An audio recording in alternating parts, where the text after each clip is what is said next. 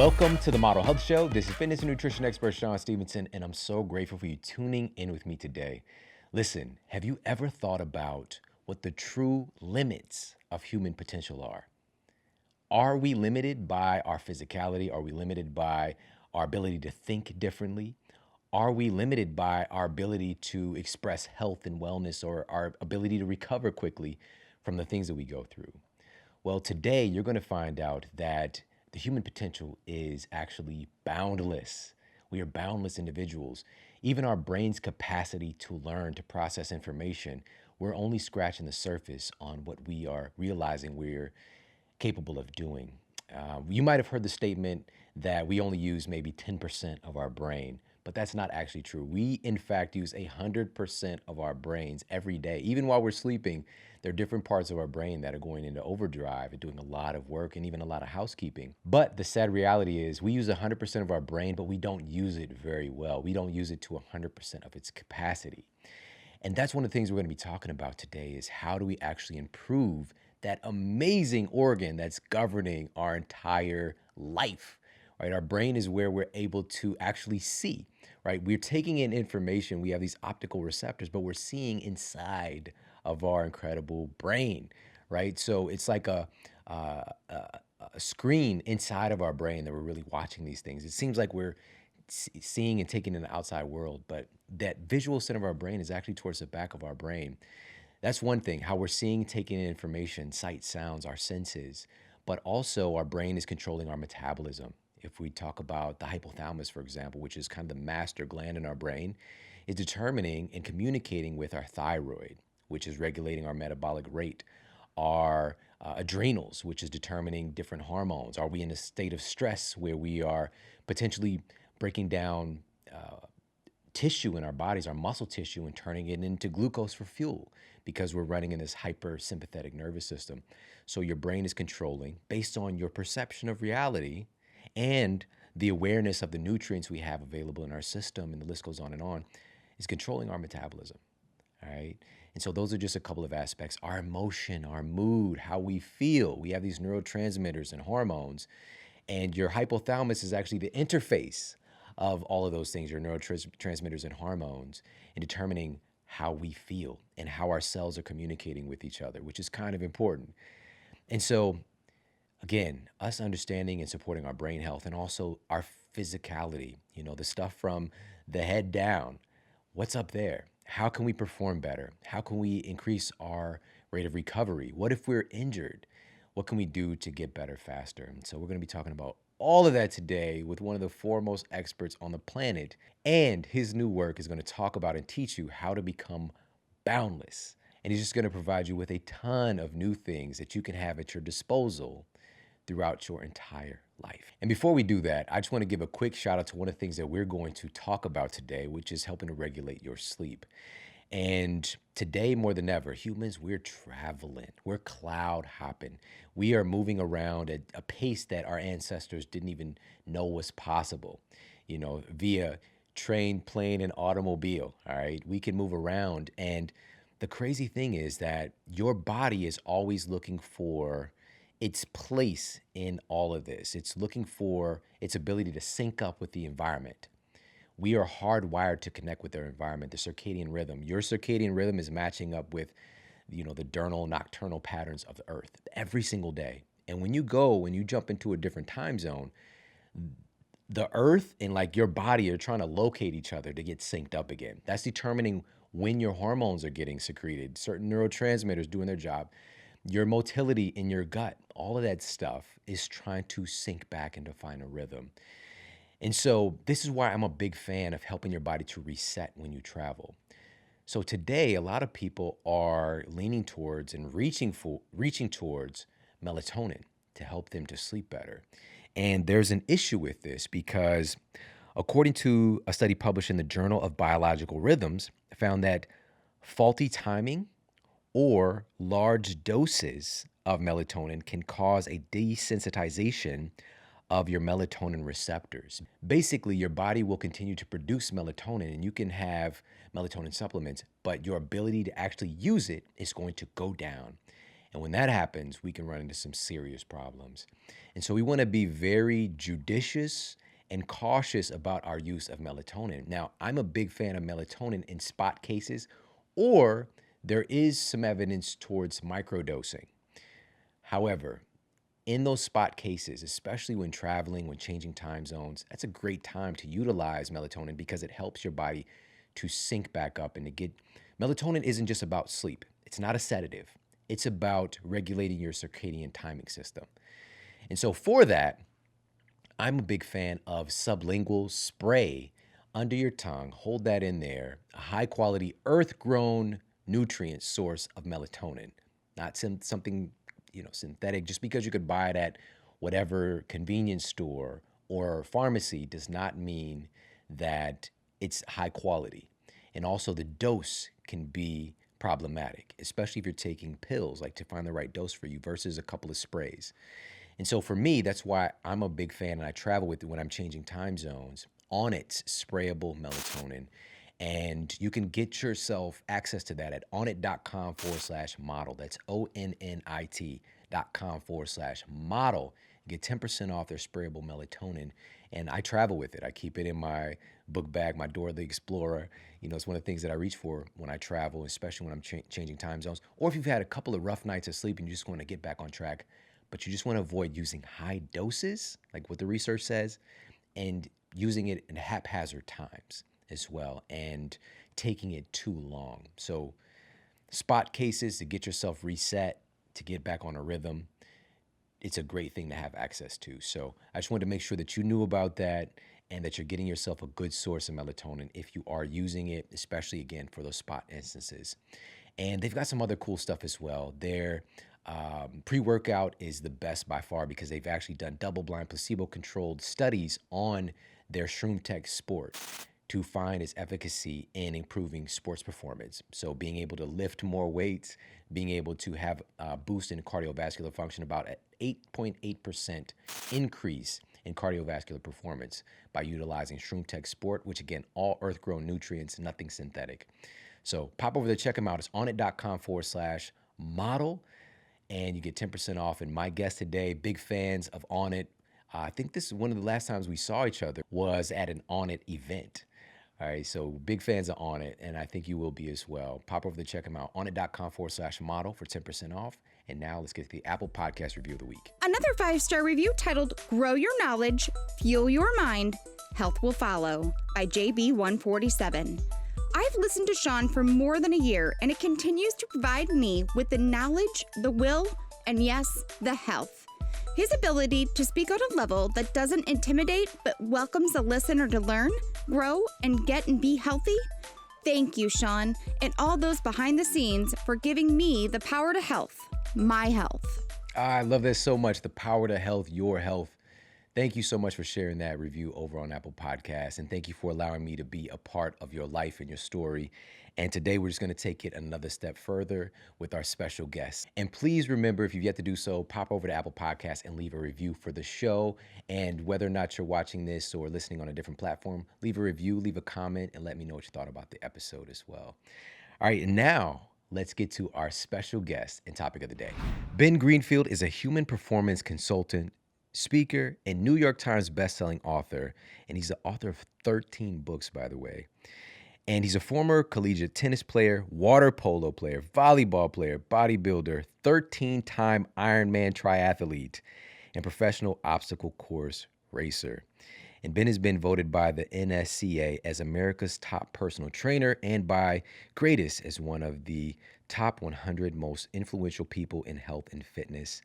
Ben also hosts the highly popular fitness, nutrition, and wellness website, bengreenfieldfitness.com, a site with over 1 million monthly visitors featuring articles, podcasts, and product reviews from Ben. And now he is back on the Model Health Show to talk about his new book, Boundless: Upgrade Your Brain, Optimize Your Body, and Defy Aging.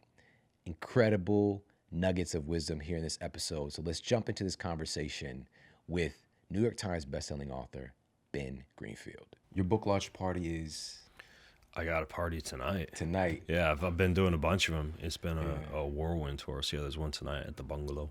At the bungalow? Yeah. Oh man, Yeah. I don't know. I've been here since July. We moved. Yeah. I've been out maybe 4 times. Yeah. And it's always something to do. Our friends got stuff going on. It sounds I like just my haven't life gotten in out much. Spokane. Because I go on these tours and I go, and speak in these big cities, LA and New York and Austin, wherever. And then when I go home, I don't go out at all because I just have this little oasis in the forest. And I do the hyperbaric and the infrared sauna. And, I have a massage therapist come to my house. I have all the toys and everything you need to just heal your body. And people will write me or come into town. They'll be like, which restaurant should I go to? Or, where's a good spot to, the best park downtown or whatever. I'm like, hell if I know. I don't go out much in my own city. When I'm at home, I just don't leave the house. Oh man, I feel Rarely. Yeah. I don't think that I've told you this, but prior to us moving here, I lived in the woods, a place called Wildwood, Missouri, but literally in the woods. And my closest neighbor was, I don't know, maybe 300 yards away. Yeah. And we had a nice little trek to the mailbox. We had this super steep, barely paved road to get to our house. And it snowed one year and it just got covered in ice. And I was listening to my oldest son. He was like, you can make it. I was in my wife's SUV because there's a dip and you come up. I was like, he's right. And if we die, he'll help. He'll help get us out of the ditch. And so I hit it and we got like maybe 5 or 6 feet from our driveway and just started sliding backwards. Yeah. And I was turning the wheel, the opposite direction, I hit the emergency brake. I'm flipping out. I'm like, we're going to fall in the ditch. But I didn't say it out loud. Yeah. And my oldest son, he is the most scary person in our family. And he scary movies as well, which we'll talk about. You talk about in your book. But he was just so calm. He's like, Dad, everything's fine. It's gonna be okay. And I'm flipping. I was like, no, it's not. He's probably got that. What's the gene that all the Navy SEALs have? The COMT gene that just churns out dopamine in response to excitatory activities. He's probably hardwired for that. I don't know. I just scared him yesterday walking into the house. Yeah. I don't know. Yeah. I don't know. But anyway, so we ended up just feet, maybe a good 20 feet. I'm probably over exaggerating, from the little creek at the bottom. And my wife was like, we had to shovel the whole street just to get up there that night. Yeah.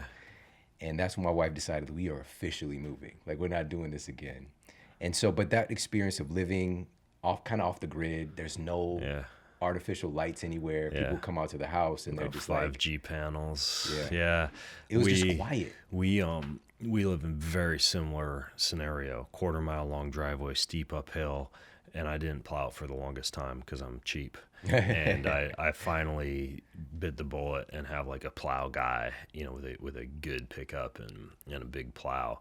And his instructions are just anytime it dumps snow, just come up and plow. And the reason that like the turning point for me was when I got a massage one night at my house, and the massage therapist slid off the road going down, and I'm all relaxed out, and I had to spend the next 3 hours digging her out of the snow, and I'm like, screw this is not worth it. So I got it, and now the mailman can come up, and people can come up, and we don't have to just select friends who have all-wheel drive. That is called blowing a high. Yeah. When you got that massage and had to go do that. Man. I know.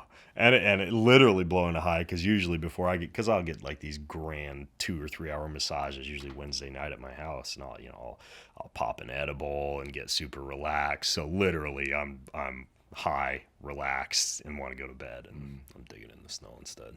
Dude, 2 to 3 hour I've never even heard of such things. It's amazing. I have one of those pulsed electromagnetic field tables. That's like an anti-inflammatory table. It kind of opens and closes cell membranes, and it gives you this full body parasympathetic response. And so I lay on that, and then I've got 2 like sound healing speakers on either side of the table that blast me with these healing frequencies when I'm getting the massage, and diffuse the essential oil, and it's just like nirvana for, she'll usually come over like 8 or 9 p.m. and I'll get a massage till midnight and then just crawl into bed. Yeah, that's amazing, man. You talked about sound healing in the book as well. Yeah. And I was really pleasantly surprised because, again, both of us being a little bit more analytical about stuff. And this is something I just wouldn't give much credence to. But I experienced it first, and then I looked into the data like, okay, there's something here. But then, of course, it hits you just like, of course, it makes sense. Well, there's some data showing that vibratory frequencies delivered via sound can elicit certain brainwave patterns like alpha or beta or theta or whatever. Usually you're looking for alpha or theta or delta. And so there are sound healing practitioners, like one of the more famous ones down in Sedona, Arizona, who I've interviewed before, Porangui. And he just blasts you with a didgeridoo and all manner of drums, and he's got like a whole sound DJ healing setup, table. though, like you know DJ him, Khaled. You know him? Yeah, of course. Yes. Yeah. Okay. Yes. That's why I'm like, okay, yes. there's something here. Yes, and he does body work at the same time, and so we know the frequencies can change brain waves, and then there's another book called Tuning. I think it's called Tuning the Human Biofield, that goes into the utilization of tuning forks at specific frequencies that can vibrate at the same frequencies as certain cells in the body vibrate, and could be specifically used for liver or neural function or thyroid or what have you. And then the interesting thing is that I met this guy a few weeks ago, and I also interviewed him, and he worked with the MAPS Foundation on trauma and PTSD, which right now is kind of being treated with increasingly MDMA and ketamine and psilocybin, and he wanted to figure out if there was a way to do this without the use of drugs or plant medicine.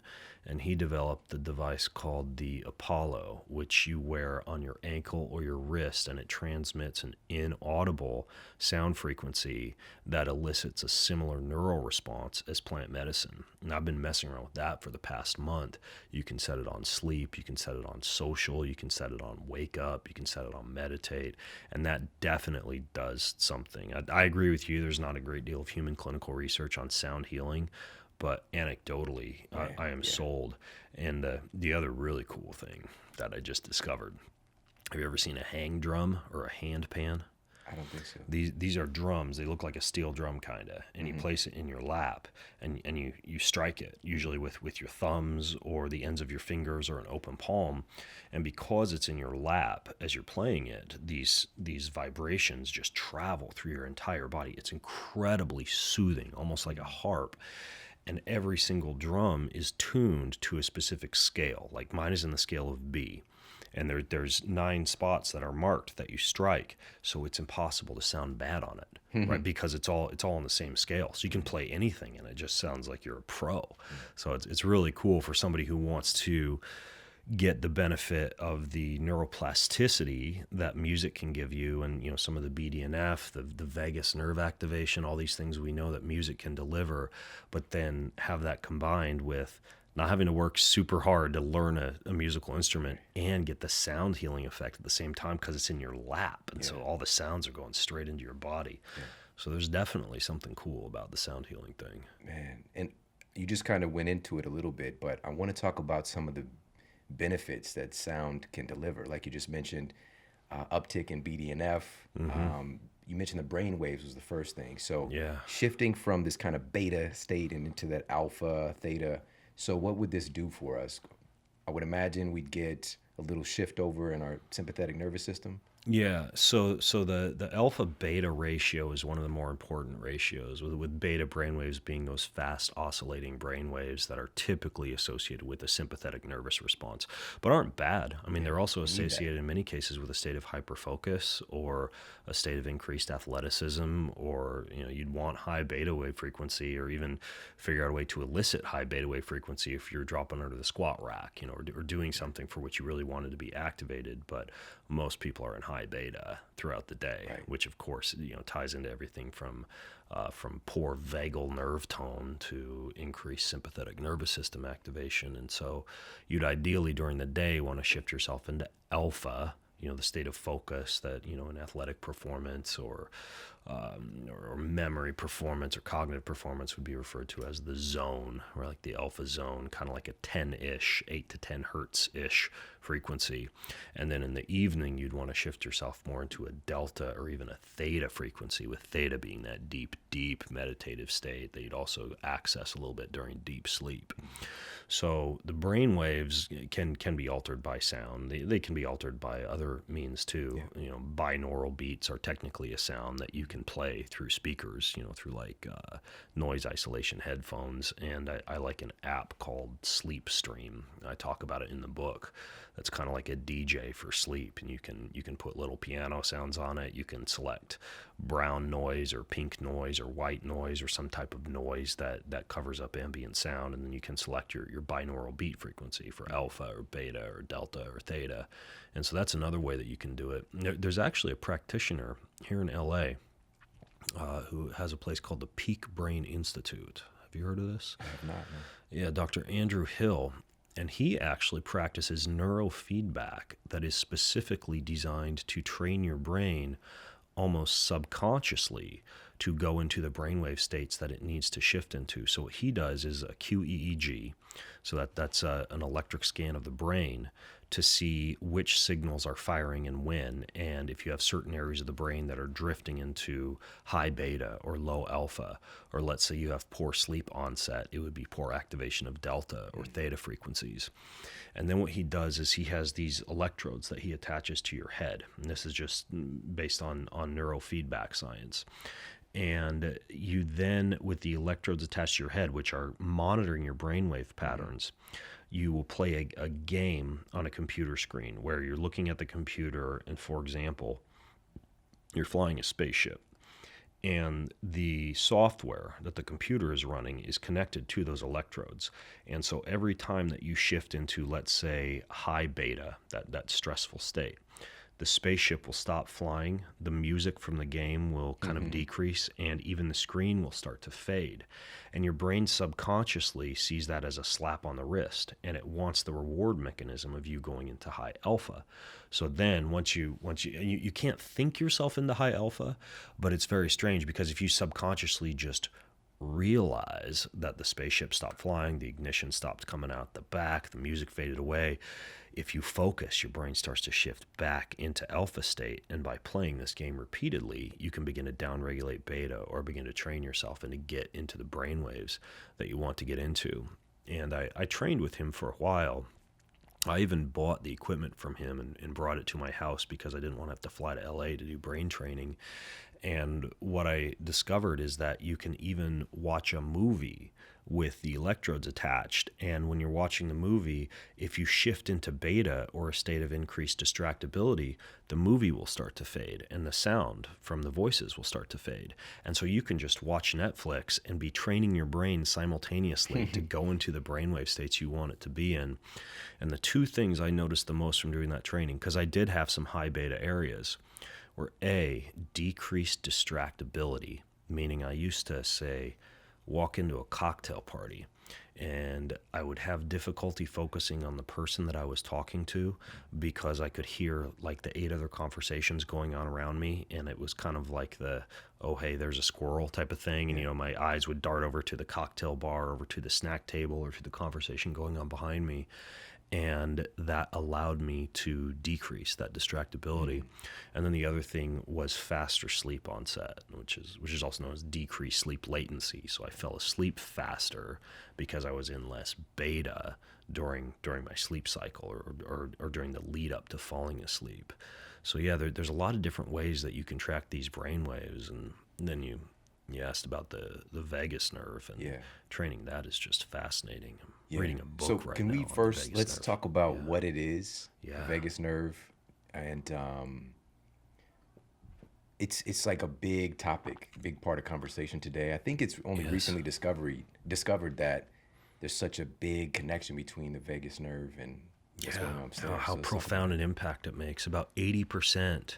Well, I should start here. The vagus nerve originates in the head, originates from the cranial nerves, but then it snakes through and innervates nearly every organ in your body: your liver, your thyroid, your thymus, your pancreas, your small intestine, your colon, and it's responsible for the proper function of many of these organs.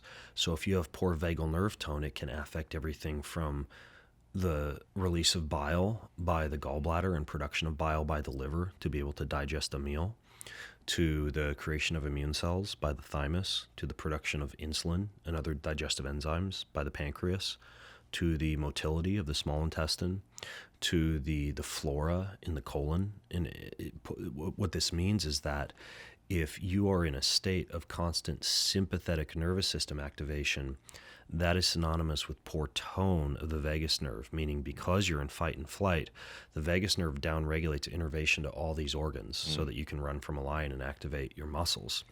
So if you can engage in activities that strengthen the vagus nerve or that increase its tone and that also allow you to be in a parasympathetic state, it's beneficial for a wide variety of issues, from poor digestion to poor insulin production and blood sugar management, to poor immune function, to constipation, to all of these things that the vagus nerve is responsible for helping to control.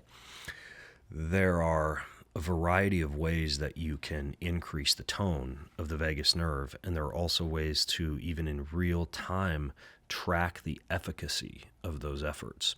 So, for example, some of the things that would tone the vagus nerve would be anything that involves gargling, such as every morning just gargling for about a minute or so with some warm water or a little bit of lemon, or I like to use oregano because it kind of cleans up the biome a little bit. You can chant, sing, or hum, which is one reason why alming is such a calming activity used in meditative or yogic practices. So chant, sing. Chant, so singing. Yeah. Singing what? Activate your like parasympathetic. The thong song or like? Probably not the thong song or heavy metal. All right. But just singing. You know, in our house as a family, we sing a lot. We gather together as a family, and we'll often have like meditation and prayer and journaling in the morning, but then we sing afterwards. I sing the kids to bed at night. There's always some kind of a tune being carried in the Greenfield house. So singing. And that makes me think like how like singing and song has been just throughout human evolution for a reason. We're intimately tied to it, not only because of the sound frequency impact that we were talking about earlier, but also because of the motivational effect of music. And there have been studies done on increased tolerance to pain, decreased time to exhaustion during exercise. We know that armies, of course, used to march into battle with a drummer or some form of music, such as trumpets. I do not necessarily discount that even when we find stories such as in the Bible of the walls of Jericho being disintegrated by thousands and thousands of Israelite trumpeters blasting at the walls, that could not, from a pure physics standpoint, have happened. So there's a lot of interesting uses of music and examples of music as both a weapon and a relaxation tool in culture. And in addition to music, another interesting one is cold water. Anything that involves cold water immersion of the face. So a cryotherapy chamber, and those are becoming very popular, is useful for things like fat loss or decreased inflammation or a slight upregulation in energy, but it doesn't do a whole lot for the vagus nerve because you have to activate, to tone the vagus nerve, what is called the mammalian dive reflex. And for that to occur, your face must go underwater, or you must splash your face with cold water. This is one of the things that they'll do with babies to activate their vagus nerve when they're first born, and to cause things like deep diaphragmatic breathing and activation of some of those digestive responses in a baby. There's actually something to splashing cold water in a baby's face or giving them, it sounds like child abuse these days, but it's very common practice and amongst many cultures to dunk your baby in cold water or splash cold water on their face very soon after birth, and to continue to do so for several months after birth to continue to tone the vagus nerve in an infant. So we have cold water, meditation, singing, chanting, humming, yoga. There's a variety of ways that you can activate the vagus nerve, and music is another. And if you want to actually see if your efforts to increase the health of your vagus nerve are working, one of the best ways to do that is via what's called a heart rate variability measurement, also known as an HRV measurement. And this usually involves placing a Bluetooth-enabled chest heart rate strap along your chest. And there are some wearables, like I'm wearing this Oura ring right now, which tracks it via my finger. There are wristbands now, like the Whoop or the Garmin Helix, that will track it via a wristwatch. None are as accurate as something like a Bluetooth strap that you wear around your chest. But what any of those devices will tell you is whether your heart rate variability is high or low, with heart rate variability not being your actual heart rate, but the amount of time in between each heartbeat. And if the amount of time in between each heartbeat has a slight delta, a slight variation in the beat-to-beat time interval, that's an indication that the pacemaker's cells of your heart are working properly, what are called the SA. There's a node in the heart called the sinoatrial node, and this is responsible for innervating those cells in the heart and causing proper electrical activity of the heart. And the SA node is fed by the vagus nerve. So if you have good vagal nerve tone, what that means is that your heart is able to engage in these mild beat-to-beat variations, meaning that when it's time to go sympathetic, you can go sympathetic very quickly. Like, let's say somebody runs in here and they've got their pet tiger on a chain, and you and I got to jump out the window. Mike Tyson. Yeah, exactly. If Mike Tyson wanders in here, okay, there we go. If he comes back and with his tiger, and he's not being nice, or his tiger isn't being nice, and you and I have to go from sitting here all relaxed and chatting, in these chairs to jumping out the window, good vagal nerve tone would allow us to go boom out the window. Yeah. Whereas if we had chronic fatigue or adrenal issues, we might be a little less sprite. Yeah. And when you are stressed out, of course, you would want the opposite. You would be able to want to, when you're stuck in traffic, take one deep breath in through the nose, out through the mouth, activate your parasympathetic nervous system, because you've trained your vagal nerve tone to be able to make that shift very efficiently. And all you're doing when you're tracking your HRV is you're seeing that if it's low, that's a sign of poor vagal nerve tone. And if it's high, that's a sign that something you're doing is increasing your vagal nerve tone. And so that's a good way to actually kind of keep a real-time metric without having to get some, fancy test or blood panel or something like that to look at other stress or inflammatory markers. So yeah, the vagus nerve is very interesting. And one other thing is that the predominant neurotransmitter that it uses, because all nerves, will use neurotransmitters to propagate a signal from one nerve ending to the next, is acetylcholine. And acetylcholine is a neurotransmitter. The first chapter in the book actually is all about neurotransmitters and how to balance them, how to increase them, how to decrease them, things that exhaust them. And the vagus nerve relies upon acetylcholine. And so if you are, for example, eating sources of what's called acetyl-CoA and eating sources of choline in your diet, those two combine to form acetylcholine.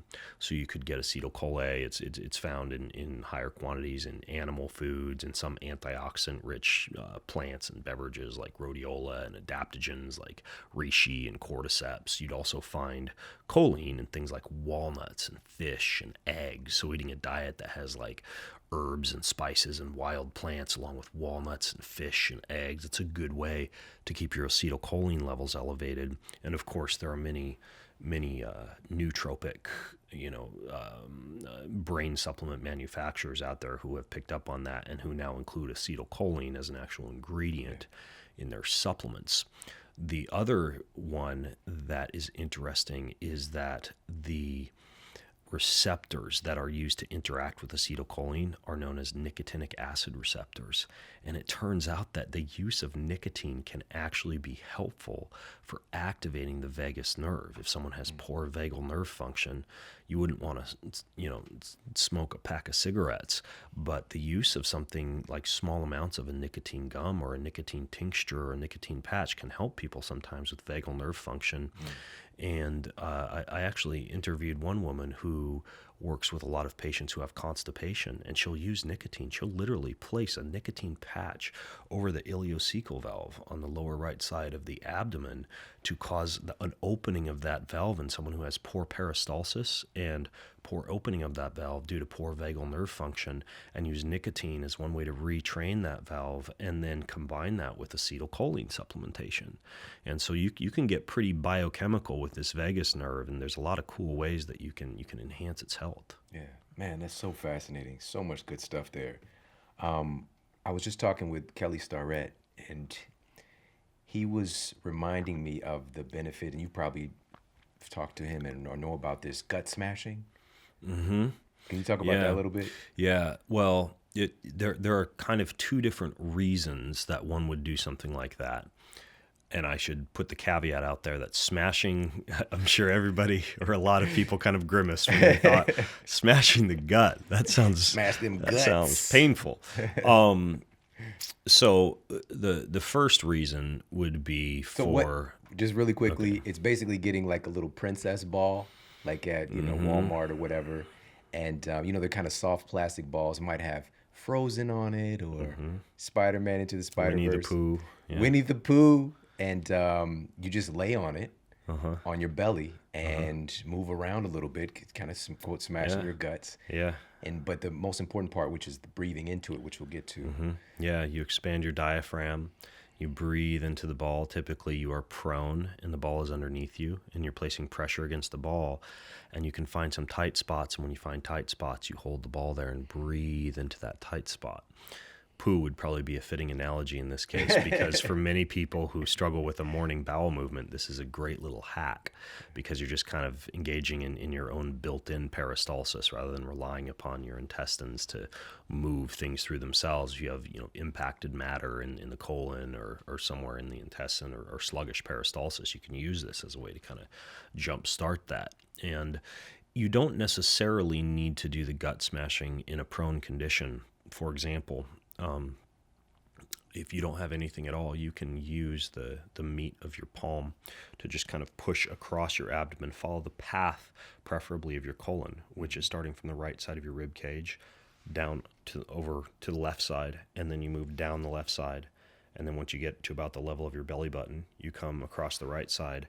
And then once you get across the right side, you go slightly down, just with pressure using the palm. And you can simulate that same movement by literally moving your body over a ball, and do something like that if you're going for the peristaltic effect, the digestive effect. There are also a variety of massage tools now that vibrate. And while I think something like a Theragun or a Hypervolt or any of these things that are used for targeted deep tissue therapy, they're too pointy, they're too pokey, and I think you risk organ damage if you push with those against your abdomen. There are others that are shaped more like a car buffer, and I have one in my bathroom, and I will put it on and just use it like a car buffer over in the exact movement that I just described, doing that for about 1 to 2 minutes right before I go to the bathroom, and it's wonderful for increasing peristalsis. So that's one reason that you would do something like gut smashing, be for that. But I would say just as important is the fact that many people, especially people with low back pain or hip dysfunction, they have very tight iliacus and psoas muscles, and those are located right up there around either side of the belly button. And if someone were listening right now and you put both hands on your hips and you kind of feel in with 2 fingers on either side of your belly button, you'll find some tight spots in there. And when you place the ball in those sections, just put pressure with the ball against those sections, and you just hold and again do deep diaphragmatic breathing into that section, you can release the psoas or release the iliacus. And when you have a massage, many massage therapists, they'll do what's called visceral therapy, where they'll actually work in some of those sections. That's actually fantastic for the vagus nerve as well. And sometimes they'll dig their fingers very deep, kind of under the rib cage for the diaphragmatic release, and then on either side of the hips for the iliacus and the psoas release. That can be very effective too, to have a massage therapist do that. And then you'd want to proceed at your own risk with this and pay attention if you have any organ pain or you don't want any sharp pain with something like this, because there are organs in that area and you don't want too much pressure. But if you're, let's say, an athlete with very, very tight abdominal muscles and very tight psoas, the other thing I found to be useful is, rather than using those very soft balls, to get something like a harder ball. There's a company called Hyper Ice, and they make a spheric shaped ball that vibrates. So you push a button on the ball and it begins to vibrate, and you can place that over a section. And I found that to be very efficacious for a psoas release. Similarly, there's a company called Psorite, Psorite, and they make a small plastic device that's perfectly shaped to do both sides at the same time. and you just get in a prone position over this so right, and you push your hips and your abs into it, and you can get a release on both sides at once if you just need a quick fix. It's light, you can travel with it. And so that there's a few different ways that you can gut smash, and depending on where your areas of tightness are and how tight your abdominals are, you could kind of choose your own adventure. But yeah, I love the idea of paying as much attention to your diaphragm, your psoas, and your iliacus as you might your trapezius, or the upper part of the back, or somewhere else you might traditionally massage.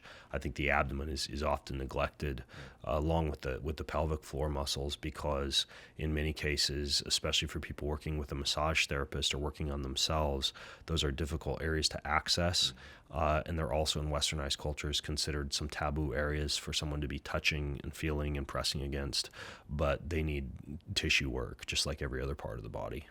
Yeah. Man, this is so much good stuff here.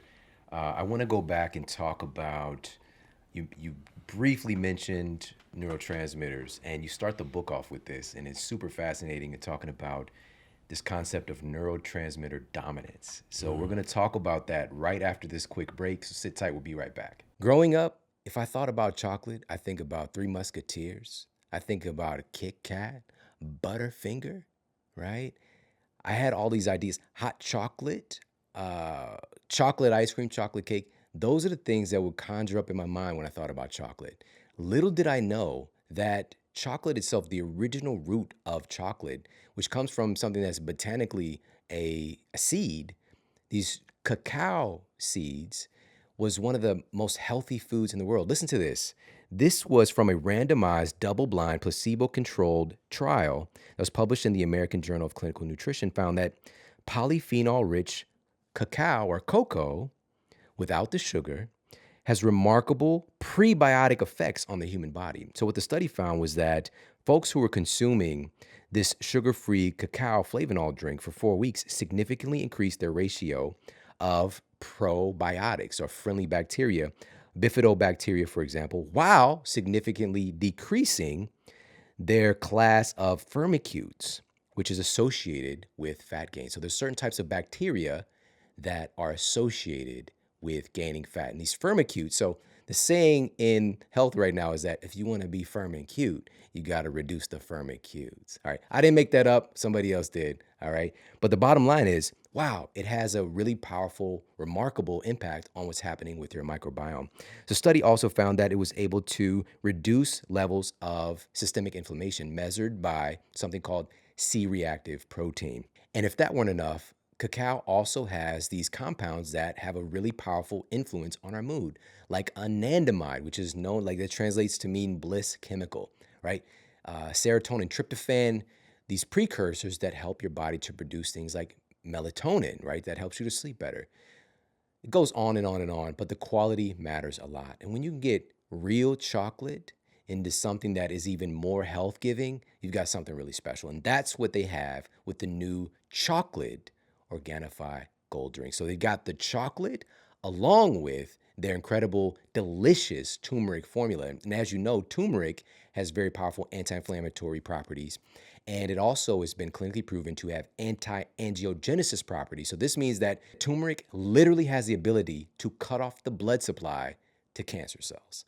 All right. And we all produce cancer cells every day, but a properly functioning immune system and being able to regulate this angiogenesis, which we need, but we need at certain levels, is incredibly important. And food can help to regulate that. So I'm a huge fan of Organifi. Now they've got the new chocolate gold. All right. So pop over there, check it out. Just released, just delicious. Organifi.com/model. You get 20% off that and everything else they carry. All right, so head over there, check them out. Organifi.com/model. That's ORGANIFI.com/model for 20% off. And now back to the show. All right, we're back and we're talking with New York Times bestselling author Ben Greenfield about his new book, Boundless. This is an absolute essential to have in your library. And there are so many incredible sections. It's just like if you have any type of question on health, fitness, recovery, nutrition, he's covering everything in this book. It's amazing. The blockchain. The blockchain. Trump, Hillary, everything. No, Nah. I'm a complete dummy on anything except health. That's so funny. Same thing with me. It's just like my uncle was trying to get me a few years back to like do something with the car. I'm like, I just don't get that. Like Yeah. I could help with the body, but that's not my bag. Yeah, I used to be a Renaissance man, and I find increasingly I am just focused on my passion right now, which That's is that health and master nutrition of and none fitness. thing. Yeah, and I mean, of all there trades. like, parenting and spirituality and music. Like there are a few other areas I delve into, but the book, you're right. It's just about mind, body, and spirit optimization. Yeah. And all of those things really tie together too. When we're talking about community and family and the mind-body tie-in. And this is what I really love about the book is that you're expanding on some ideas that you don't typically get in a traditional fitness nutrition book. And one of these, there's a newer concept that you address, which is this neurotransmitter dominance. So we usually, when we hear about that, I think of like, I immediately thought of estrogen dominance. I immediately thought about, oh, that's a problem, but that's not necessarily the case. So can we talk a little bit first, what is neurotransmitter dominance and how do we address this? Yeah, and to back up real quick, estrogen dominance actually is pretty interesting, and it is a big issue. I was at a health summit yesterday, and I listened to a talk in which the problem with estrogen dominance in both men and women, exposure to a lot of plastics, estrogen imbalances due to the use of birth control, a lot of issues. I didn't realize how big of a tie there is to a variety of issues, kind of like the vagus nerve we were talking about, but especially thyroid. Estrogen dominance, it downregulates T4 to T3 conversion. It can cause damage to the thyroid gland. I mean, it's a pretty big issue, this idea of estrogen dominance, and a lot of women especially struggle with it. Men increasingly too, who are either using fragrances or plastics or even using testosterone like troches or pellets or injections or creams, but aren't monitoring those with a physician to see if they're over aromatizing into estrogens. It's a big issue. And estrogen is a hormone, but there are other things like serotonin and the acetylcholine I was talking about earlier, gamma aminobutyric acid, also known as GABA, dopamine, and some others. These are all neurotransmitters. They're not hormones. They're chemical messengers that the nerves use to propagate signals throughout the body. For the most part, they are either excitatory, such as dopamine being the most popular example of an excitatory neurotransmitter, and inhibitory. GABA would be a perfect example of an inhibitory neurotransmitter. I have many of my clients actually keep a little bottle of GABA next to their bedside when they wake up at night. It's one of the best ways to get back to sleep quickly, is to just take a little liposomal GABA underneath the tongue, and it just kind of floods your body with some of these inhibitory neurotransmitters. If you have racing thoughts or excitation when you wake up, it's a good way to get back to sleep. Some people are hardwired to be more excitatory or more inhibitory. So if you are, for example, dopamine dominant, right? You're fueled by activities like skydiving, and we see many Navy SEALs are dopamine dominant, people who thrive on exciting, adventurous activities. They don't need to feel bad about that. As a matter of fact, that feeds directly into their built-in propensity to be dopamine dominant. And in his historical terms, they would have been athletes or warriors or gladiators or sometimes entertainers, people who thrive on these exciting, adventurous activities. Whereas someone who's, let's say, GABA dominant, right? They should fuel themselves with art and music and more passive activities that fuel that inhibitory neurotransmitter tendency. At the same time, you can, if you are of a certain dominance type, and I have a whole quiz in the book, and even if you wanted to a urine test, like a Dutch neurotransmitter test, for example, or a SpectraCell analysis, you can actually look at where you're at in terms of neurotransmitters. And let's say someone, based on their quiz, is a dopamine dominant person, but you test them and their SpectraCell analysis or their Dutch analysis would show levels of homovanillate or some of these other neurotransmitter metabolites that are imbalanced. They might not have enough dopamine to be able to actually feel good, especially based on the fact that they're more dopamine dominant. So those might be those would be people that would, for example, benefit from consumption of cacao or the use of the supplement dopamine or some of these other dopamine precursors that kind of bring them back into that feel-good state that they need to be in because they're a dopamine dominant person. The same could be said. Would this be something where we have the example of somebody like a hard-charging, adventurous, who all of a go-getter? sudden starts to get tired and Yeah. lose their love for life and don't feel as motivated to get out and do stuff? It doesn't necessarily mean you're getting old and losing your fire. It can just mean you've got some neuro and transmitter imbalances going on, and a little bit of supplementation can help. Someone who's GABA dominant might need a little bit more of that inhibitory neurotransmitter if they're just overloaded with sensory stimulus, living in a Western post-industrial environment surrounded by bright LED lighting and backlit screens and movies at night and Netflix and traffic, and they're just not wired to handle that, and so they need a little bit more GABA or a little bit more inhibitory neurotransmitter support to actually help them get back into feeling good based on their dominant state. And really, one of the best things you can do to care for your neurotransmitters, I would say the two most important things, I talk about a lot in the book, but the two most important things would just be to be cognizant of sensory input. For example, when I rode my bicycle over here, I was listening to a podcast, and I realized about halfway through the bike ride, why am I playing this so loud? It's way louder than it needs to be. And whenever I'm cognizant of that, I'll decrease the audio volume of what I'm playing to where it needs to be so that it's not too loud. Same thing when I'm watching a movie. If you are watching a movie at night, you try to choose more passive forms of entertainment, like a drama or maybe a comedy instead of an action or a horror. And even then, you wear blue light blockers or put something like a drift box in the HDMI cable input of your TV, which will suck all the blue light out of the screen. Let's talk about that really quickly, because you made a specific point to mention horror movies in the book, and it's just like, it's so funny. And I literally have never shared this before, but my wife knows, like, I grew up just obsessed with scary movies, because of a childhood incidents I've talked about on the show. But my mom went to the drive-in with my stepfather when I was 5, and my little brother was like, he's an infant, like 4 or 5 years older than him, and they went to see Nightmare on Elm Street. I'm 5. So Freddy was in my dreams for a good 10 years, not 10 years, maybe 8 years, and I had to just and I never shared it, but I got addicted to it, right? So I had to I'd get on my bike and ride to Star Video, get the newest, scariest movie. And then all of a sudden, it was about 15 years ago, I was just done. I was like, why am I going to scare the shit out of myself? Yeah. And I just stopped watching scary movies. I'm not against them. It's great. We got It, Stephen King, whatever. I see the stuff, but I'm just like, I have no interest in that. Yeah. It's a sensory stimuli that's very. It's an overload for the brain that in many cases the lizard brain, it really has a difficult time identifying that that's not real, that there's not actually a threat, that there's not actually a creepy clown in the room. And that can cause an excess sensory input that can exhaust neurotransmitters long term.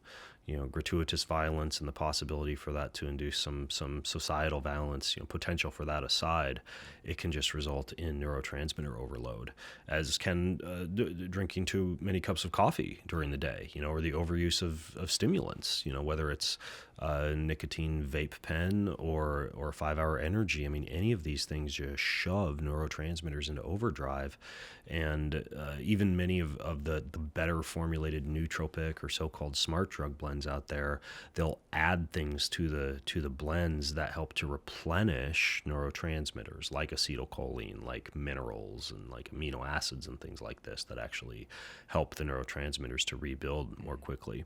And that's actually related to the second thing that I wanted to bring up. Being cognizant of and avoiding excess sensory input, especially as the day is winding down, is important, but so is paying attention to the building blocks that your body uses to create neurotransmitters, with the two most notable building blocks being a good vitamin B complex And this is especially important for plant-based dieters because most people who eat meat are getting plenty and adequate amounts of a vitamin B complex. But I think anyone who's vegan or vegetarian should be supplementing with vitamin B, if anything, for neurotransmitter function. And we know that because of everything from creatine deficiencies to taurine deficiencies to fatty acid deficiencies, that a plant-based diet does put you at risk for cognitive dysfunction unless it's properly structured and unless you're actually supplementing with those building blocks. So vitamin B is important. And then the other thing that's used to create neurotransmitters are amino acids. So I know that in this day and age, there's kind of an infatuation with enhancing longevity via inhibition of something called mTOR, which is essentially the switch in the body that turns on anabolism and is also stimulated by high levels of proteins, especially amino acids like leucine or methionine. And I certainly think that being cognizant of excess protein intake, and especially being careful not to take in too much leucine and too much methionine, is a smart life-extending strategy. But at the same time, once you begin to drop below about 0.55 grams of protein per pound of body weight, you limit amino acids to the extent where not only muscle protein synthesis is compromised, but so is neurotransmitter synthesis. And so being cognizant of adequate protein intake or even utilizing things like amino acid supplementation is a good idea if you want to support your neurotransmitters. That and a vitamin B complex would be the two most important building blocks to make sure that you have enough to go around. Man, that is so good, so important. I don't think we think about that aspect with the amino acids. Probably because we don't have enough neurotransmitters. We don't think about it.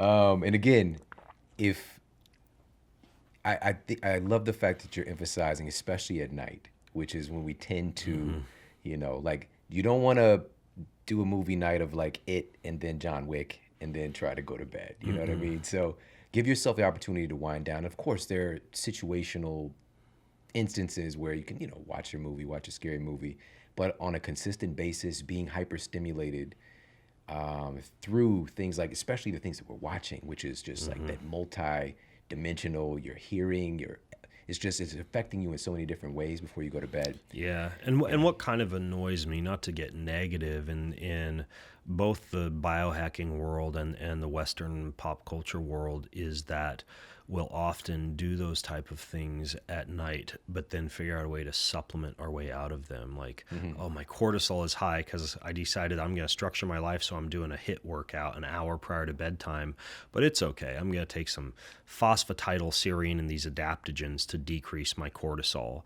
And then when I wake up in the morning, I'm going to, take my coffee and my smart drug to wake myself back up, and you put yourself on this upper downer roller coaster ride. And for other people who are, still using Western medicine principles, for them it might be Ambien or Valium or something like that allows them to shut themselves down because they just have not been cognizant of stimulus. They just are in their habitual routine of stop and buy Starbucks on the way home from work, getting the workout in, finishing the workout, going home, having dinner, but then rather than winding down after a family dinner and maybe playing some music and reading a book, it's downstairs to the basement to watch something exciting on Netflix and turn on all those excitatory neurotransmitters all over again. And so structuring your life in such a way that the more excitatory activities occur earlier in the day and the inhibitory activities occur later on in the day is, I think, a better strategy than the excitatory activities occurring later in the day and then filling your body with inhibitory chemicals so that you can sleep after that. Man, this reminds me, a few weeks ago I did a talk for some of the top executives in the country in this particular field. And one of the guys was asking a question. He was very serious. He was, but he was open to sharing, talking about it in the group. Everybody's having a good time and laughing.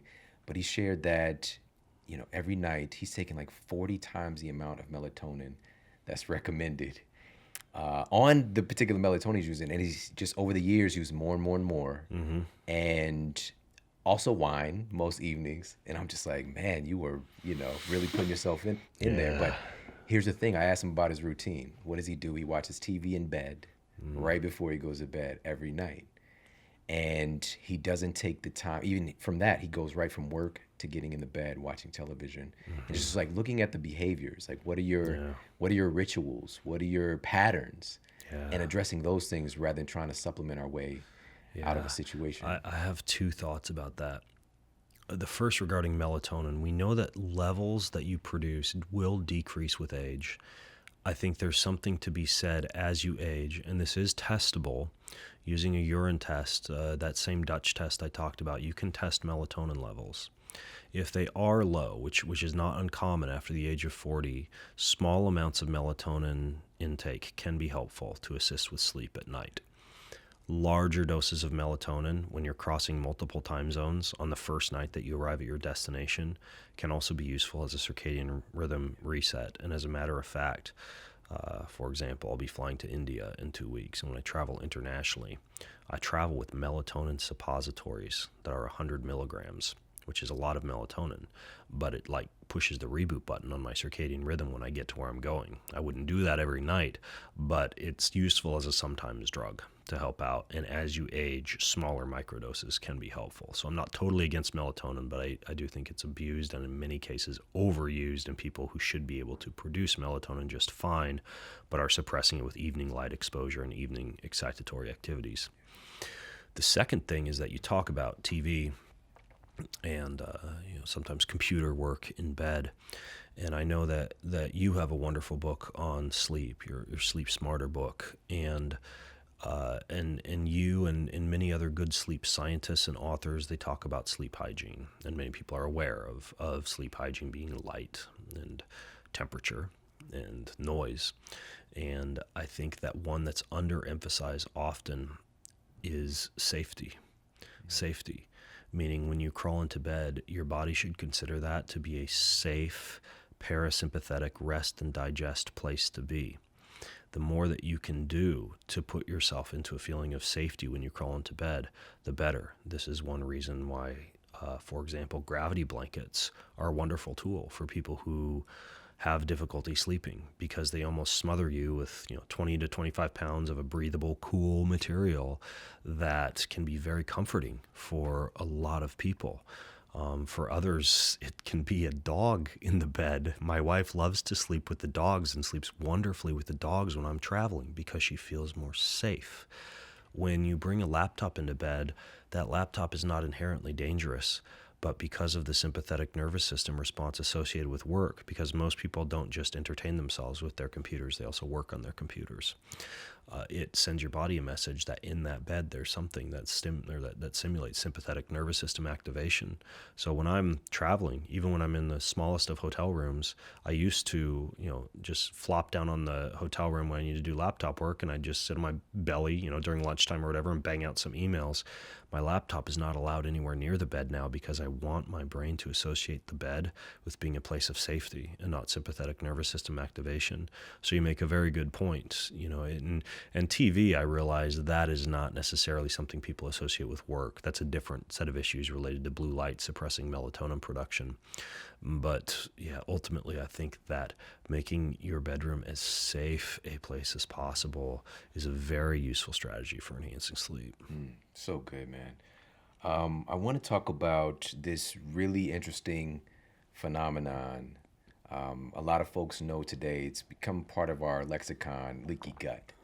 But we're looking at this new situation of, and this is due to this semi-permeable access that our food has into getting into our body. But we have this really interesting barrier in our brain, right? The blood-brain barrier. And you talk about so eloquently in the book, and how now we're looking at issues with not just leaky gut, but leaky brain. So let's talk about that. Let's talk about the BBB and talk about this phenomenon of leaky brain. The BBB, the blood-brain barrier. And of course, many people are aware that if you are eating in a stressed out state, or you have gut damage brought on by something like exposure to herbicides and pesticides, such as glyphosate, or you're consuming foods that you're allergic to, there can sometimes be an inflammatory response that results in damage to the gut wall that allows undigested proteins to cross the barrier between the gut and the blood, when those undigested proteins wind up in the blood, your body can mount an immune response against them, with gluten probably being the most popular of the larger proteins that can cross that gut-blood barrier. I don't necessarily have anything against gluten. I like pasta, I like bread. I'm not one of those gluten-free folks, but I think that if co-consumed with glyphosate, which induces a leaky gut wall, that's a pretty potent 1-2 combo for some autoimmune issues. So it's more the glyphosate than the gluten, I think. However, the blood-brain barrier operates very similarly. A semi-permeable barrier between the blood and the brain that should, in a normal circumstance, keep toxins, chemicals, larger proteins from crossing into the brain.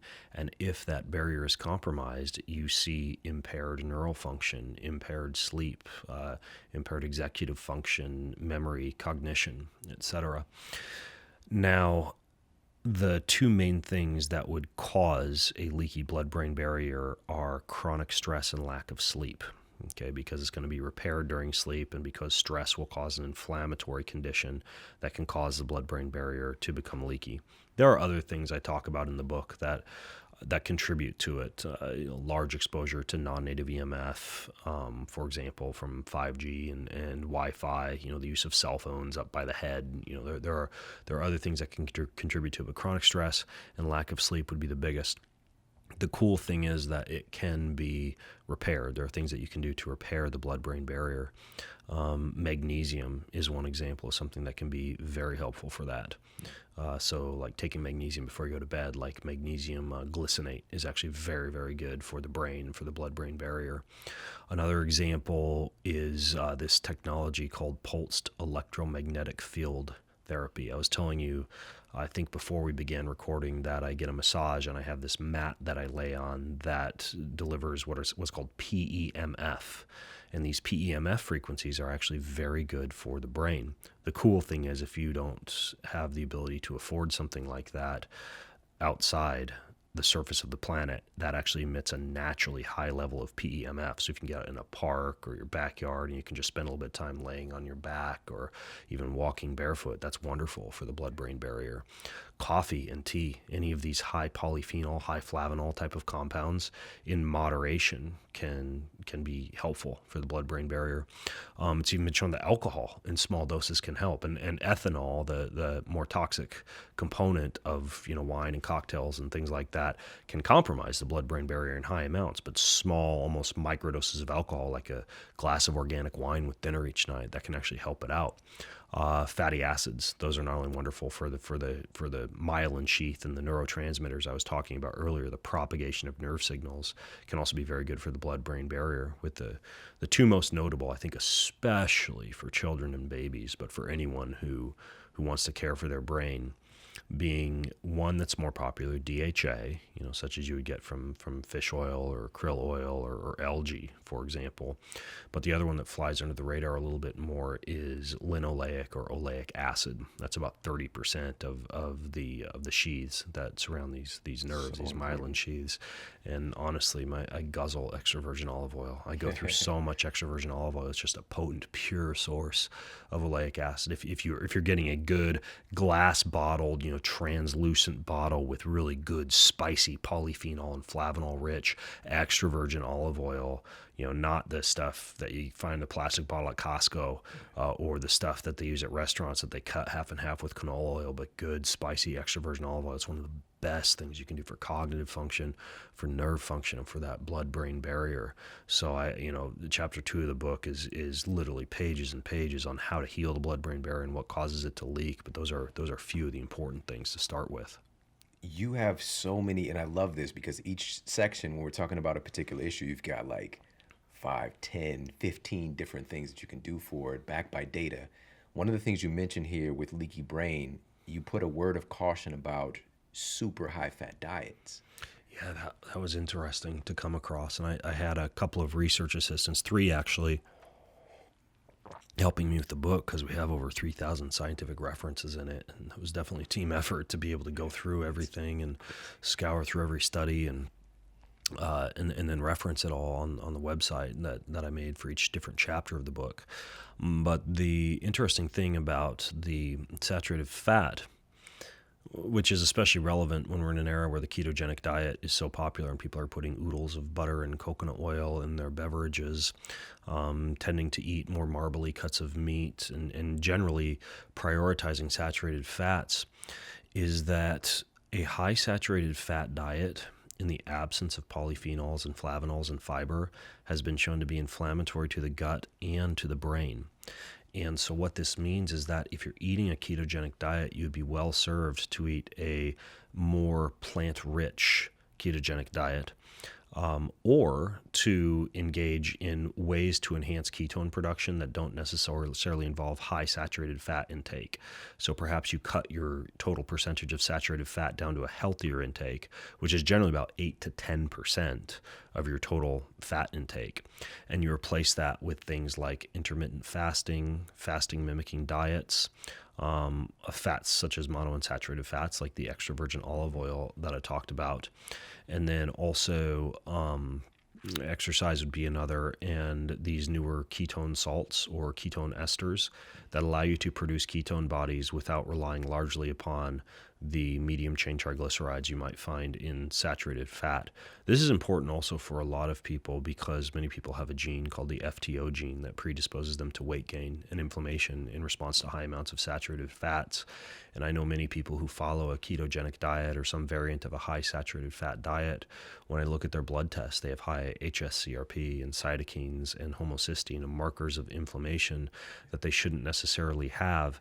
And in large part, that can be due not to the presence of vegetable oils or high amount of sugar or the other things that would normally produce that condition, but instead a genetic predisposition to inflammation in response to saturated fats. And that's why I have yet to write a diet book, because the diet that works for your neighbor is not necessarily going to be the diet that helps you too lose 20 pounds. And if they're following a ketogenic diet, but you have a poor FTO gene response, or you have familial hypercholesteremia, or you have poor liver or gallbladder function due to vagus nerve issues, then that ketogenic diet is going to screw you over, but it might be the perfect thing for your neighbor. Whereas you might, something like a plant-rich diet that's got more of like a Mediterranean approach would be more appropriate in your case. So there's no one-size-fits-all approach for diet. Yeah, man, I'm so glad that you said that. And this is something I saw in my practice for years, because when I started off, I was like, I'm doing this thing, you're doing this thing. Mm-hmm. And eventually, and of course, there's going to be a percentage of people who excel with that. But it would bother me, the people who aren't getting results. And I had to open myself up to understand that everybody is so unique. And even the time in your life right now, a certain diet might have just crushed it for you 5 years ago, but now it's just, quote, not working. And it's just having the audacity to experiment, but also to test, like you just mentioned. Paying attention, like you mentioned the Dutch test a couple of times. You can see what's going on with your neurotransmitters, your hormones, seeing what's going on with your blood work. You mentioned CRP. And how important that is. If a diet is creating more inflammation, even if it worked for somebody else, we have to pay attention to that. So thank you for bringing that up. But I really got to ask you about this. This is one of my favorite sections in the book, recovery enhancing tactics. And you talk about the ability to recover from, just our standard training, recovering from travel, even recovering from injuries. And one of the things you highlighted in multiple sections, and especially in this part of the book, I really paid a little bit more attention to, was cryotherapy. Mm. So let's talk about that in the context of healing physical recovery. Yeah, cryotherapy is largely known for those chambers that people get into that when they step out of make them look like Han Solo in Star Wars when they open his little coffin that he's been iced in. And it's most popular as a promise for accelerated fat loss. And it is true that when you get cold, you see an upregulation of what's called brown fat activity, the type of fat that uses calories to generate heat instead of ATP. And when white adipose tissue gets converted to brown fat, you see a slight uptick in metabolic rate. And so that can be useful for fat loss. And I wore a continuous blood glucose monitor for a year last year and found that the number one thing that kept blood glucose stabilized the entire day, no matter what kind of carbohydrates that I ate, was in fact about 2 to 5 minutes of being very cold in the morning, such as a cold plunge, an ice bath, a very cold shower, or cryotherapy. And so there are metabolic benefits to the cold. We also know that it tones the vagus nerve, like we talked about earlier. It's wonderful for nitric oxide production. It can be useful as a sleep hack if you've done an exercise session late in the day and you need to bring the core temperature back down. But for recovery, you actually see a vasoconstrictive response that occurs in tissue that has localized cryotherapy or an ice pack placed over it, or even a full body anti-inflammatory response when the entire body is submerged in cold water, or when you step into one of those cryotherapy chambers. That vasoconstriction is followed once you warm back up by vasodilation, and so you almost get a pumping action of inflammatory byproducts out of tissue. You can also combine a localized cryotherapy, and they even have units now. Many of those places that have cryotherapy chambers actually have localized cryotherapy, where they use almost like a vacuum-sized canister to just blast an area that's been inflamed with cold, and you get that vasoconstriction, vasodilation that helps to reduce inflammation and swelling. Another way that you can use it is electrical muscle stimulation. Now is quite effective at healing injuries, placing electrodes around an area that's injured. And it turns out, I learned this from a doctor who works with Tour de France cyclists, and would help them heal their injuries faster during the stages of the tour. You put a topical anti-inflammatory, such as arnica or magnesium or CBD or something like that, on top of the muscle that's injured. Then you put electrodes on top of that. So like a TENS unit? Yeah, this is in the recovery chapter of the book. It's called the 1-2-3 combo. TENS unit, all that stimulates is nerves. It's a transcutaneous nerve stimulation. But electrical muscle stimulation stimulates muscles. Yeah. So you want an electrical muscle stimulation unit. And what the electrical muscle stimulation does is it drives that anti-inflammatory topical lotion that you've applied deeper into the tissue, so you get more targeted delivery. And then if you put ice on top of that, you're able to turn up the electrical muscle stimulation even higher, because your pain tolerance is higher, and that can accelerate recovery from soft tissue injuries very quickly. This combination of ice, electrostim, and some kind of like a transdermal anti-inflammatory application. So the cold can be very useful. There are anecdotal reports of people doing like very cold water swimming for a period of time who had some pretty severe arthritic symptoms and unexplained body pain, what we'd call fibromyalgia in modern medicine, and it completely disappeared after a series of very cold treatments. So there are a lot of recovery benefits to the cold, with the caveat being that cold is so anti-inflammatory that if you do it right after an exercise session and you do it in excess, typically 10 minutes or longer, it blunts the hormetic response to exercise, meaning it blunts inflammation so effectively that it should be avoided for a couple of hours after exercise, or used later in the day as a recovery strategy if you're using it to cool the body so that you can sleep better, or so that you're not pitting out at work during the day. You can still do it, but just like a brief foray, like 2 to 5 minutes. Those longer ice baths, longer cold water swims, that should be something that you should not do right after workout. It's the same reason you shouldn't take a lot of vitamin C or vitamin E after workout. It's the same reason the diabetic drug metformin, which is being used off-label as a life-extending strategy, but is also a potent anti-inflammatory, should also be something that you not take if you're an athlete or someone trying to gain appreciable amounts of muscle. But the cold can be a really useful tool. There are a lot of other ways that you can heal up the body that I talk about in the book. But cold is up there as one of the more potent strategies that you can use. So what about the contrast? Hot-cold contrast therapy accelerates that vasoconstrictive, vasodilatory response. That would be, for example, doing a sauna treatment, then going straight into the cold, then back into the sauna, into the cold, and the sauna in the cold, and that's quite popular. I have a sauna at home and a cold pool nearby, and I'll do that sometimes on a recovery day.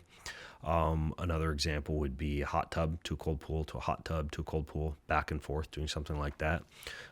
When I travel, I actually take hot-cold contrast showers, 20 seconds of cold, 10 seconds of hot, for about 5 minutes. And that the vasodilation, vasoconstriction, it can be wonderful as like a cup of coffee for your brain. It can be great after a workout. It can be good for cooling the body prior to sleep. So yeah, there's a lot of different ways to mess with cold, but it can be very effective as a healing strategy for sure. Man, so good. I want to ask you about so many things.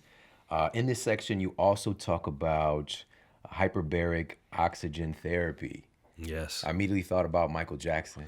Yeah. Thought he was sleeping one of those for a while. He did. But what's up with this? This is something I'm hearing so much more about, and then I just looked into the data recently, and it's fascinating. Well, when you combine high levels of oxygen in the air that you're breathing with, and this is important, high pressure of the oxygen. So this is different than those oxygen bars you walk into where they hook up the little oxygen to your nose and you breathe it in. The problem is if your body isn't under pressure, then the higher amounts of oxygen that you're breathing, the pressure isn't adequate to actually allow that oxygen to dissociate into muscle tissue or into neural tissue. But if you can pressurize the oxygen and also have it in high concentrations in the air, then what you're going to do is hyper oxygenate tissue, which can be wonderful for healing. It can have a good cognitive effect. It can be wonderful for things like TBI or concussion, or even that blood-brain barrier thing I was talking about for delivering more oxygen to neural tissue.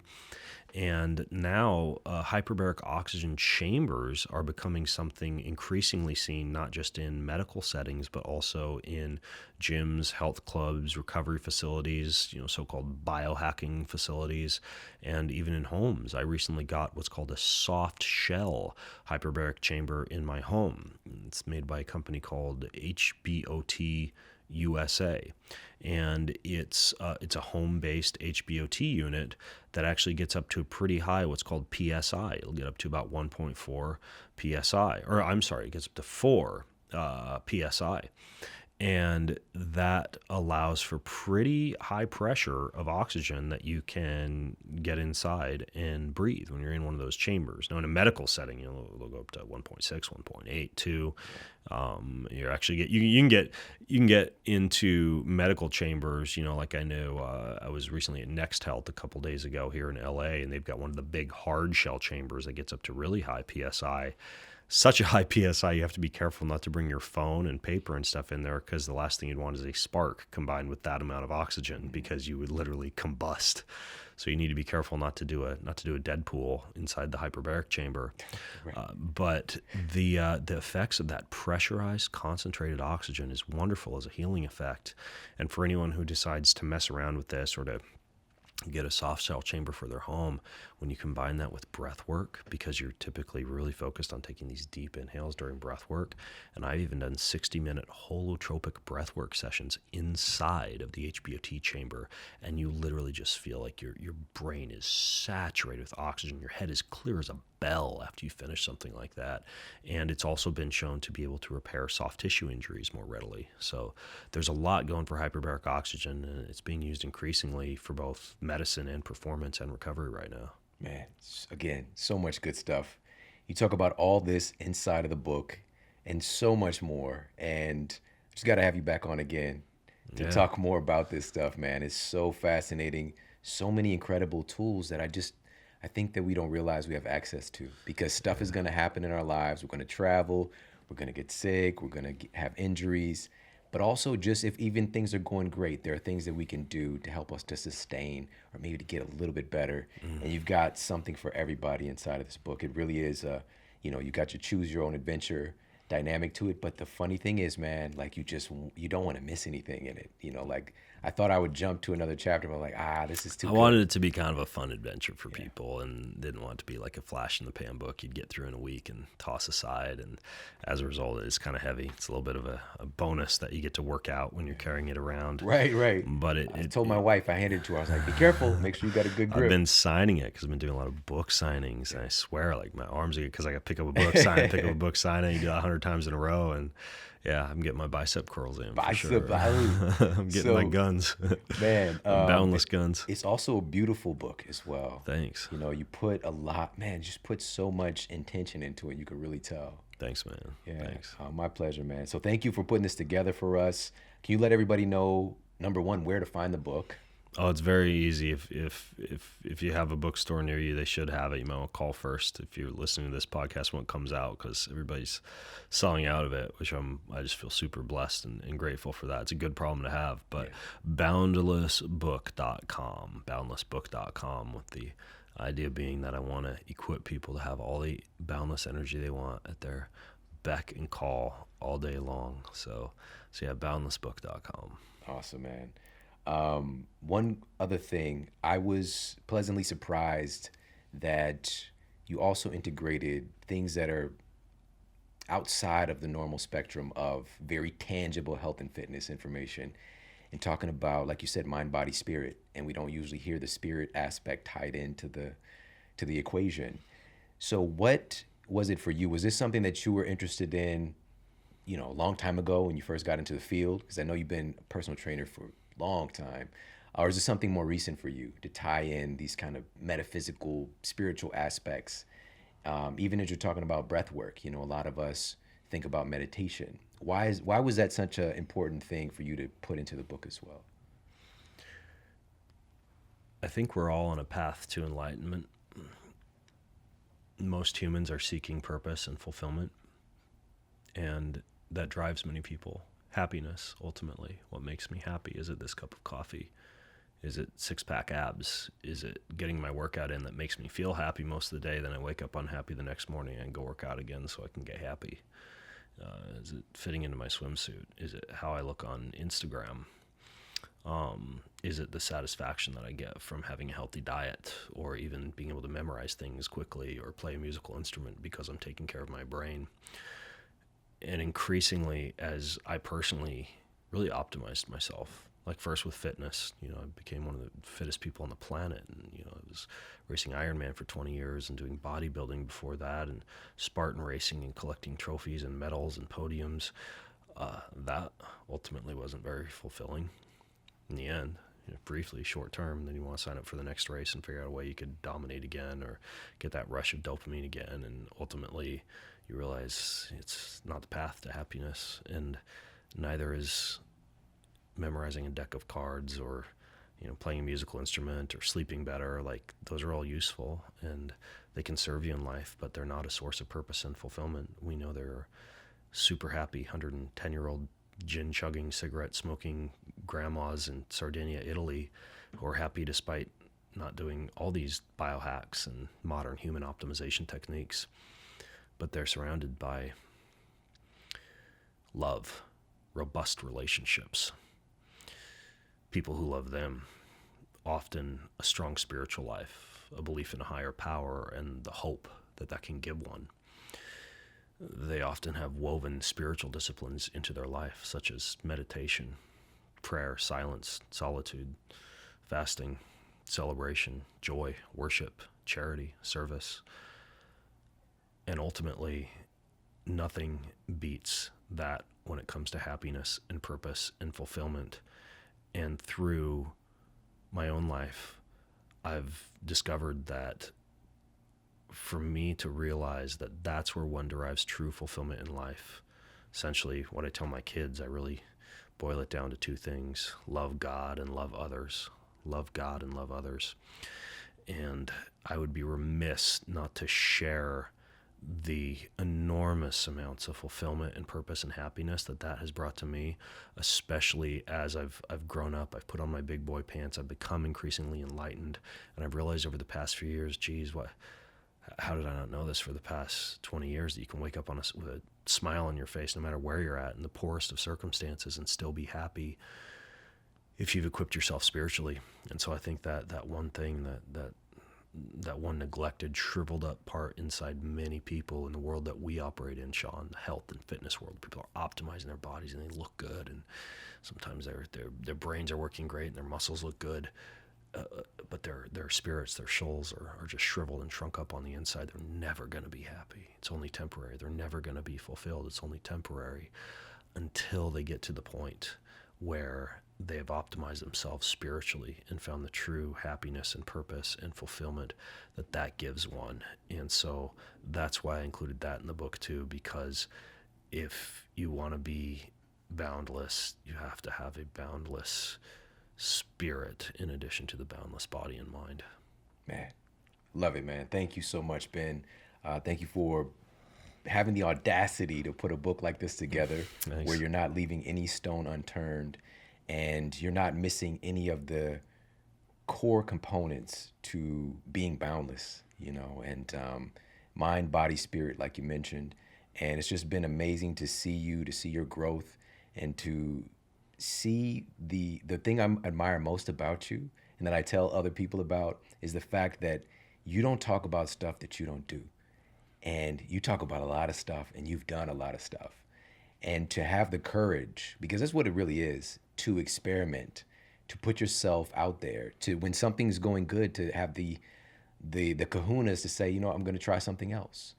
And that's what I admire about you most, because most people in this space don't have the courage to experiment like you do. And so you've got just an incredible body of work, and I can't wait to see what you do next. And I want to make sure everybody picks up Boundless, so go to boundlessbook.com, correct? Yeah. And of course, check out your phenomenal podcast. We'll put that in the show notes. And where else can people connect with you? My website is bengreenfieldfitness.com, and I'm usually Ben Greenfield or Ben Greenfield Fitness on most social media, or you can just use the old Google. The old Google. Yeah, the old evil Google. Which is a discussion for another day, but yeah, just Google me, you'll find me. Yeah. Awesome. Thank you so much, brother. Yeah, cool. Thanks, Good to man. see you, man. Everybody, thank you so much for hanging out with us today. I hope you got a lot of value out of this, just nugget after nugget. And what Ben does, he gives you things for your superhero utility belt. Like you think I've only got this boomerang, but boom, you got like a freaking laser with like that shoots out, I don't know, roaches or something, like crazy stuff that you didn't even know you had access to that can help you to perform, freak other people out potentially. But at the end of the day, man, we've got access today to so much. There's so much information that's out there. But what I love about a book like this is that we're taking not just somebody who's looked at the clinical evidence, but like anecdotally, like putting the stuff into play in his own life and the people that he's worked with together for us with answers, because there's so many different things out there for us to choose from, so many different things to believe. How can we find something that actually has efficacy? And that's, again, what I really admire about the work. And a big part of this, like, I think one of the big takeaways today, and I hope you didn't miss this, is the ketogenic diet is popping right now and for good reason, but it depends on you whether or not this is appropriate. And we can all get benefits, obviously, from having high quality fats. We need them for sure. But that ratio for you might be a little bit different. And understanding now we've got some data showing that extremely high fat diet might be problematic for some folks for your brain, that blood-brain barrier. So, and this is one of, I think we've got the microbiome, but we've got the brain biome. And these are like the ultimate fronts, like the last frontier, I think, in health and fitness is what we're going to be looking at, because it's everything. Your brain is determining everything about you. There's this governing force determining, how you feel, determining the digestion of your food, what hormones you're producing, how your metabolism's working. We really want to take good care of our brain. And him bringing up the topic of this leaky brain phenomenon that is just really, really starting to move to the forefront. Super important, super simple, actionable things for you to do in the book. And again, I think this book is something that it's beautiful and something you can put on your coffee table and people can kind of thumb through and find cool things they can implement immediately.